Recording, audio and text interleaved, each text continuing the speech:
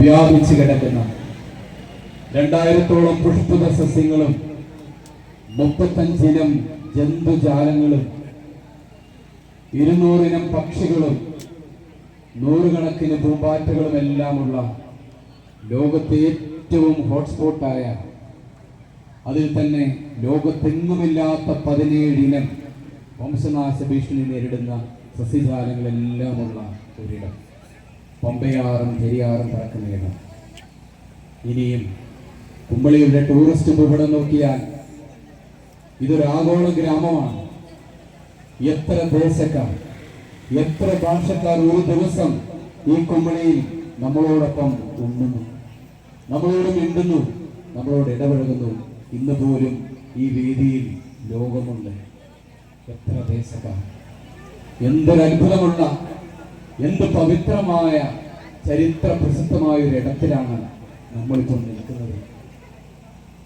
ഇനിയും നമ്മുടെ പള്ളിയുടെ ചരിത്രമൊന്ന് നോക്കിക്കേ. 98ാമത്തെ തിരുനാൾ. ആദ്യ തിരുനാൾ ആഘോഷിച്ചപ്പോൾ ജനിച്ച ഒരാളുണ്ടെങ്കിൽ അയാൾക്ക് ഇന്ന് 98 വയസ്സുണ്ട്. 98 വർഷങ്ങൾ. ഇനിയും ഒരു 100 വർഷം കഴിഞ്ഞാലും നമ്മളിൽ എത്ര പേർ ഇവിടെ ഉണ്ടാകുമെന്ന് ഉറപ്പില്ല. പക്ഷെ ഇവിടെ ഒരു തിരുനാൾ ഉണ്ടാകും. ഈ വിശുദ്ധരെ ചുമലിലേറ്റി ഇവിടെ ഒരു തിരുനാളുണ്ടാകും, ഇവിടെ ഒരു വൈദികൻ ഉണ്ടാകും. അപ്പോൾ ഈ നാടിനെ ഇങ്ങനെ നിലനിർത്തുന്നത് എന്താണ്?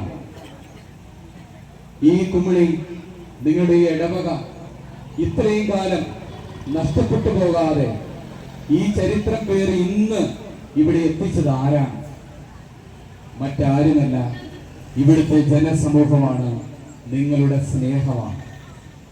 നമുക്കറിയാം, ലോകത്ത് നിന്ന് രാജ്യങ്ങളില്ലാതായി പോയത് കെട്ടിടങ്ങളില്ലാതായി പോയപ്പോഴല്ല.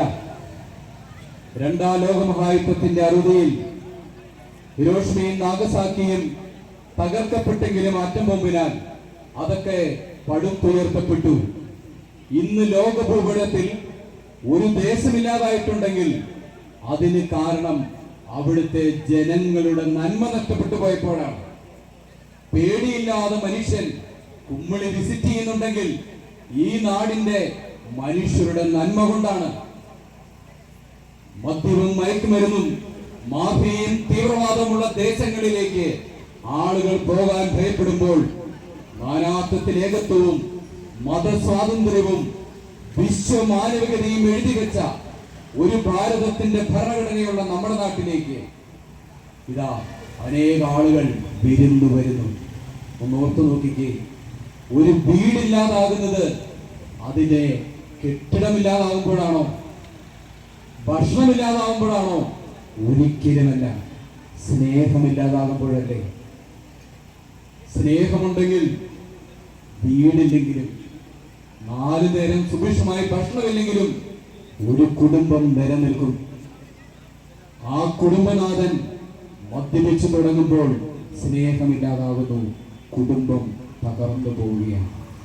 ഒരു ദേശമില്ലാതാകുന്നതും അവിടെ സ്നേഹമില്ലാതെയായി തീരുമ്പോൾ മാത്രമാണ്. എങ്കിൽ ഈ നാടിൽ നിലനിൽക്കാൻ കാരണം ഈ നാടിന്റെ ഇന്നിവിടെ നിൽക്കുന്ന നിങ്ങളുടെ സ്നേഹമാണ്. ആ സ്നേഹം ജീവിച്ച ആളുകളെ, അതിന് സാക്ഷികളായ ആളുകളെയാണ് ഇന്ന് നമ്മൾ ചുമലിലേറ്റി ഈ നഗരവീഥിയിലൂടെ ആനയിച്ച് ഈ പന്തലിൽ നമ്മൾ പ്രതിഷ്ഠിച്ചിരിക്കുന്ന വിശുദ്ധ പരിശുദ്ധ ദൈവമാതാവ് അൽഫോൻസാമ്മ 1700 വർഷം മുമ്പ് ജീവിച്ച ഒരു സാധാ പട്ടാളക്കാരനായിരുന്ന വിശുദ്ധ സെബസ്ത്യാനോസ്, ധീരനായ സന്യാസി വിശുദ്ധ അന്തോണീസ്. ഒന്ന് ഓർത്തു നോക്കുകയും കാലങ്ങൾക്കും പതിറ്റാണ്ടുകൾക്കും മുമ്പ്, സഹസ്രാബ്ദങ്ങൾക്ക് മുമ്പ് ജീവിച്ചവരെ, അവരൊക്കെ ജീവിച്ച നാടിനും എത്രയോ അപ്പുറം മറ്റൊരു ഭൂഖണ്ഡത്തിൽ, ഒരു കൊച്ചു ഗ്രാമത്തിൽ നമ്മൾ അവരെ ഇങ്ങനെ ഓർക്കുന്നുണ്ടെങ്കിൽ അവർ ജീവിച്ച ജീവിതത്തിന്റെ അത്ഭുതം എത്ര വലുതാണ്. ആ ഓർമ്മയിലേക്ക്, ആ സ്നേഹത്തിലൂടെയുള്ള ഒരു ചെറിയ സഞ്ചാരം മാത്രമാണ് നമ്മുടെ ഈ ഒരു ലഘു സന്ദേശം. ഈ നാട് മനോഹരമാകുന്നതിന്റെ പിന്നിൽ മതസൗഹാർദ്ദത്തിന്റെ ഒരു അന്തരീക്ഷമുണ്ടെന്ന് നമുക്കറിയാം. വൃശ്ചികം പുലർന്നാൽ, മണ്ഡലകാലം പുലർന്നാൽ ഈ കുമ്മിളി ശരണം വിളികൾ കൊണ്ട് മുഖരിതമാണ്. ആ പ്രാർത്ഥനയോടെ നടക്കുന്ന തീർത്ഥാടകരുടെ പുണ്യം കൂടി ഈ നാടിനുണ്ട്. അതെല്ലാം സ്നേഹത്തിന്റെ ഭാവമാണ്. ഇവർ ജീവിച്ച സാക്ഷ്യം അത് ഈശോ മിശിഹായുടെ സ്നേഹത്തിന് വേണ്ടിയായിരുന്നു. ഈ നൂറ്റാണ്ടുകൾക്ക് മുമ്പ് ജനിച്ച എത്ര ഇസങ്ങളും തത്വശാസ്ത്രങ്ങളും ഉണ്ടായിരുന്നു, എത്ര സാഹിത്യ സൃഷ്ടികൾ ഉണ്ടായിരുന്നു, അവയിൽ എത്ര ഇന്ന് നിലനിൽക്കുന്നുണ്ട്. പക്ഷേ ഇവരൊക്കെ ജീവിച്ച ക്രിസ്തുവിന്റെ സ്നേഹം പതിരില്ലാതെ കുറവില്ലാതെ നമ്മൾ ജീവിക്കുന്നുണ്ടെങ്കിൽ എന്തൊരു അത്ഭുതമാണത്. അത് നമ്മൾ ജീവിച്ചാൽ പോരെ നമ്മുടെ ജീവിതം നന്നാകാൻ. ഇത്രയും കാലം കൊണ്ട് തെളിയിച്ച ആ സ്നേഹം ഈ തിരുനാളിൽ നമുക്കൊന്ന് ഓർത്തെടുക്കാം. ആ സ്നേഹത്തിന്റെ ഒന്നാമത്തെ ലക്ഷണം അത് മറ്റുള്ളവർക്ക് വേണ്ടി സഹിക്കുന്ന സ്നേഹമായിരുന്നു. പ്രിയപ്പെട്ട മാതാപിതാക്കളെ, ആരെങ്കിലും വില കൊടുക്കാതെ ഈ ലോകത്ത് എന്തെങ്കിലും മാറ്റമുണ്ടായിട്ടുണ്ടോ? ഈ ജനുവരി 30 നമ്മുടെ രാഷ്ട്രപിതാവിന്റെ ഓർമ്മ നമ്മൾ ആചരിച്ചില്ലേ? മഹാത്മാഗാന്ധിയുടെ മതസൗഹാർദ്ദത്തിന്, ഈ രാജ്യത്ത് സമുദായ മൈത്രി നിലനിർത്താൻ ആഗ്രഹിച്ചതിന് അദ്ദേഹം കൊടുക്കേണ്ട വില അദ്ദേഹത്തിന്റെ രക്തമായിരുന്നു, ജീവനായിരുന്നു. അടിമത്തം അവസാനിപ്പിക്കാൻ അമേരിക്ക എത്ര കാലം ശ്രമിച്ചു, പക്ഷെ അബ്രഹാം ലിങ്കന്റെ രക്തസാക്ഷിത്വം അതിന് കാരണമായില്ലേ? എങ്കിൽ ജീവൻ മറ്റുള്ളവർക്ക് കൊടുത്തപ്പോൾ മാത്രമാണ് ഈ ലോകത്ത് മാറ്റങ്ങൾ ഉണ്ടായത്. നിങ്ങൾ കേട്ടിട്ടുണ്ടാവും, റോമാ സാമ്രാജ്യത്തിലെ അതിക്രൂരമായ ഒരു സ്റ്റേഡിയം ഉണ്ട്. അത് കാണാൻ സാധിച്ചിട്ടുണ്ട്, റോമിലെ കൊളോസിയം. ഇവിടെ നിൽക്കുന്ന ചെറുപ്പക്കാർ ഗ്ലാഡിയേറ്റർ എന്ന ഓസ്കാർക്ക് അവാർഡ് നേടി സിനിമ കണ്ടിട്ടുണ്ടാവാം. എന്താണ് ഗ്ലാഡിയേറ്റർ യുദ്ധങ്ങൾ? റോമാ നഗരത്തിലെ ഈ കൊളോസിയം എന്ന 80,000 ആളുകൾ തിങ്ങി നിറഞ്ഞിരിക്കുന്ന ആ ഗ്യാലറിയിൽ 5 ലക്ഷത്തിലധികം ആളുകൾ കൊല്ലപ്പെട്ടിട്ടുണ്ട്. ആദ്യ കാലഘട്ടങ്ങളിൽ അവിടുത്തെ ഇരകൾ ആദിമ ക്രൈസ്തവരായിരുന്നു. വന്യജീവികൾക്ക് എറിഞ്ഞു കൊടുക്കപ്പെട്ടു. പിന്നീട് ഗ്ലാഡിയേറ്റർ യുദ്ധങ്ങൾ, 2 പോരാളികൾ, ഒരാൾ മരിച്ചു വീഴും വരെ യുദ്ധം. പല റോമാ ചക്രവർത്തിമാരും ഗ്ലാഡിയേറ്റർ യുദ്ധങ്ങൾ ഇല്ലാതാക്കാൻ വിളംബരങ്ങൾ നടന്നില്ല. ഒടുവിൽ ഏഷ്യ മൈനറിൽ നിന്നും ടെലിമാക്കോസ് എന്ന ഒരു യുവ സന്യാസി റോമാ നഗരത്തിലെത്തുകയാണ്. അന്ന് ഗോത്ത് വംശജരുമായുള്ള യുദ്ധം ജയിച്ചതിന്റെ ആഘോഷത്തിന് ഒരു ഗ്ലാഡിയേറ്റർ യുദ്ധം അവിടെ ഒണോറിയൂസ് മഹാരാജാവ് ചക്രവർത്തി അറേഞ്ച് ചെയ്തിട്ടുണ്ട്. ആ ഗ്യാലറിയിൽ ടെലിമാക്കോസ് ഇരുന്നു. നിമിഷങ്ങൾക്കകം ഒരു പോരാളി കൊല്ലപ്പെടും. കൊളോസിയത്തിന്റെ മണ്ണ് മണലാണ്. രക്തം ചിന്തി വീഴുന്നവന്റെ ചോര ആ മണ്ണിൽ അലിഞ്ഞിറങ്ങണം. അതിനാണ് മണൽ നിരങ്ങൾ ഒരുക്കിയിരിക്കുന്നത്. പെട്ടെന്ന് ടെലിമാക്കോസ് വിളിച്ചു പറഞ്ഞു, കർത്താവായ യേശുവിന്റെ നാമത്തിൽ ഞാൻ പറയുന്നു, ഈ കുരുതി നിർത്തണം. ആളുകളുടെ രസം പോയി. തലച്ചോറ് പൊട്ടിച്ചിതറുന്നത് കാണാൻ കാത്തിരുന്ന ജനം അക്ഷമരായി. ടെലിമാക്കോസ് എടുത്തുചാടി ഗ്യാലറിയിലെത്തി. ആളുകൾ കല്ലെറിയാൻ തുടങ്ങി. ഒരു പോരാളി രസംകൊല്ലിയായ സന്യാസിയെ തന്റെ വാളിനിരയാക്കി. ടെലിമാക്കോസ് അവിടെ മരിച്ചു വീണു. ജനം നിശബ്ദരായി. പ്രിയപ്പെട്ട സഹോദരരെ, ഇന്നും ലോക മഹാത്ഭുതങ്ങളിൽ ഒന്നായി കൊളോസിയം അവിടെയുണ്ട്. ടെലിമാക്കോസ് മരിച്ചതിന് ശേഷം ലോക ചരിത്രത്തിൽ ഇന്ന് വരെ കൊളോസിയത്തിൽ ഒരു മനുഷ്യക്കുരുതി നടന്നിട്ടില്ല. ലോകത്ത് ആ മാറ്റമുണ്ടാക്കിയത് ഒരു മനുഷ്യന്റെ രക്തസാക്ഷിത്വമാണ്. ഇന്നിവിടെ നിൽക്കുന്ന ഓരോ അമ്മയും ഓരോ പിതാവും എനിക്ക് ഉറപ്പുണ്ട്, നിങ്ങളുടെ വീട്ടിൽ നിങ്ങളുടെ സമാധാനം നിലനിർത്താൻ ഇതുപോലെ രക്തസാക്ഷികളായിട്ടുണ്ട്. ചോര ചിന്തിയിട്ടുണ്ടാവില്ല, പക്ഷെ ആത്മാവിൽ നിങ്ങൾ സഹിച്ചിട്ടില്ലേ? മദ്യപിച്ച് ജീവിത പങ്കാളി ഒരു രാത്രി കലഹങ്ങളുടെ വീടാക്കി മാറ്റിയപ്പോൾ കണ്ണുനീരോടെ പ്രിയപ്പെട്ട അമ്മ സഹിച്ചില്ലേ? അപ്പോൾ സെബസ്ത്യാനോസിനെ പോലെ അമ്മയുടെ ആത്മാവിൽ അനേകം അമ്പുകൾ കുത്തിക്കേറി ആരും കാണാതെ അമ്മയുടെ കണ്ണുനീർ കണങ്ങൾ ചോരത്തുള്ളികളായി മാറിയില്ലേ? ഇവിടെ നിൽക്കുന്ന ഓരോ അമ്മയും അപ്പോൾ ഒരു രക്തസാക്ഷിയായി മാറുകയായിരുന്നു. കുടുംബത്തിൽ സമാധാനം കൊണ്ടുവന്നത് അമ്മയുടെ സഹനമാണ്. പ്രിയപ്പെട്ട പിതാവേ, രാപകൽ അധ്വാനിച്ചിട്ടും കുന്നുമേൽ കുന്നുകേടിയ കടം, ബാങ്കിലെ ജപ്തി നോട്ടീസ്, എന്ത് ചെയ്യണമെന്നറിയാതെ വിശന്ന നെഞ്ചിൽ കാലിയായ പോക്കറ്റിൽ കൈവച്ച് എങ്കിലും മക്കളെയും ഭാര്യയും അറിയിക്കാതെ ആ വീട്ടിൽ ഒരു കൂട്ടാത്മഹത്യക്ക് കളമൊരുക്കാതെ രാപകലില്ലാതെ നിങ്ങൾ ഓട്ടോ ഓടിച്ചപ്പോൾ, കച്ചവടം നടത്തിയപ്പോൾ, കണ്ണീരണിഞ്ഞപ്പോൾ അദൃശ്യമായ ഒരു രൂപക്കൂട് പ്രിയപ്പെട്ട പിതാവേ അങ്ങയുടെ ചുറ്റും നിരന്നു വന്നു. അങ്ങനെ വിശുദ്ധരായവരാണ് നിങ്ങൾ. ആ സ്നേഹമാണ് ഇവർ ജീവിച്ചത്. രണ്ടാമത്തേത്, ഈ സ്നേഹത്തിന്റെ അടയാളം മുറിവേൽക്കുന്ന സ്നേഹമാണ്. പ്രിയപ്പെട്ട സഹോദരങ്ങളെ, ഒരു വർഷം ഇന്ത്യയിൽ 100 ആസിഡ് ആക്രമണങ്ങൾ നടക്കുന്നുണ്ടെന്ന് പറയാറുണ്ട്. ഇത് ഹിന്ദു പത്രത്തിലെ റിപ്പോർട്ടാണ്.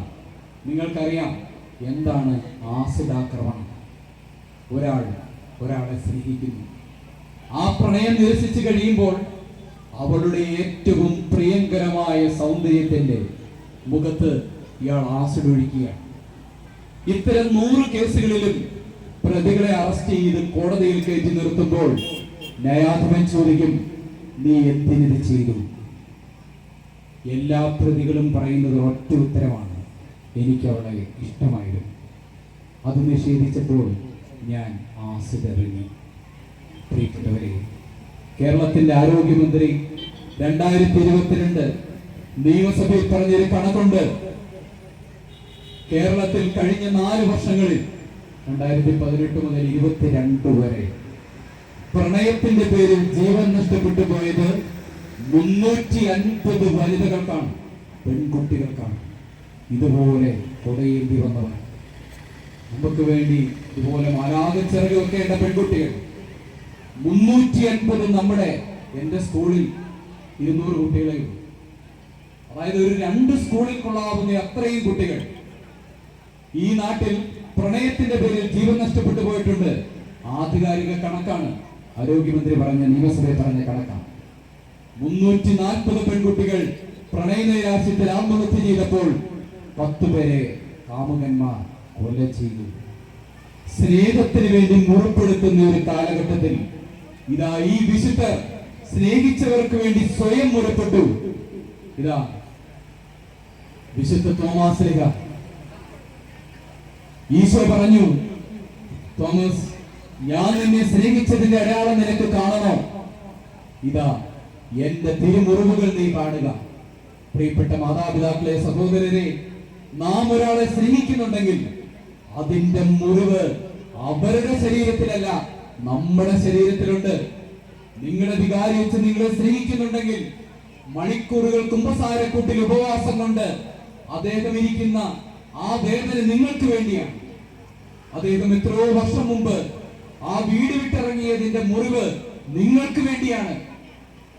പ്രിയപ്പെട്ടവരെ, നിങ്ങളുടെ വിമർശനങ്ങളോ വേദനകളോ ഒക്കെ അദ്ദേഹം സ്നേഹിക്കുന്നുണ്ടെങ്കിൽ അത് നിങ്ങളെ സ്നേഹിക്കുന്നതിന്റെ മുറിവാണ് ഈ പുരോഹിതൻ സ്നേഹിക്കുന്നത്. അൽഫോൻസാമ, വിശുദ്ധ സെബസ്ത്യാനോസ്, ഇവരെല്ലാം സ്നേഹിച്ചതിന് വേണ്ടി മുറിവേറ്റവരാണ്. പ്രിയപ്പെട്ട യുവാക്കളെ, ഇൻസ്റ്റാഗ്രാമിന്റെയോ ഫേസ്ബുക്കിന്റെയോ ഏതെങ്കിലും ഡേറ്റിംഗ് ആപ്പുകളുടെയോ അനന്തതയിൽ അജ്ഞാതമായ ലോകത്തിരുന്ന് ഏതെങ്കിലും ഡാർക്ക് വെബിലിരുന്ന് ഇന്ന് അച്ഛന്റെയും അമ്മയുടെയും നെഞ്ചിൽ നിന്ന് ഈ ചേട്ടായിലൂടെ ഇറങ്ങി വാ എന്ന് നിന്നെ വിളിക്കുന്ന ഒരു സുഹൃത്തിനോട് നീ ചോദിക്കണം, പ്രിയപ്പെട്ട സഹോദര, നീ എന്നെ സ്നേഹിക്കുന്നുണ്ടെങ്കിൽ എനിക്ക് വേണ്ടി സഹിച്ചതിന്റെ ഒരു മുറിവ് നീ എനിക്ക് വേണ്ടി കാണിച്ചതാ. അവൻ ഒരു മുറിവും കാണിക്കാൻ കാണില്ല.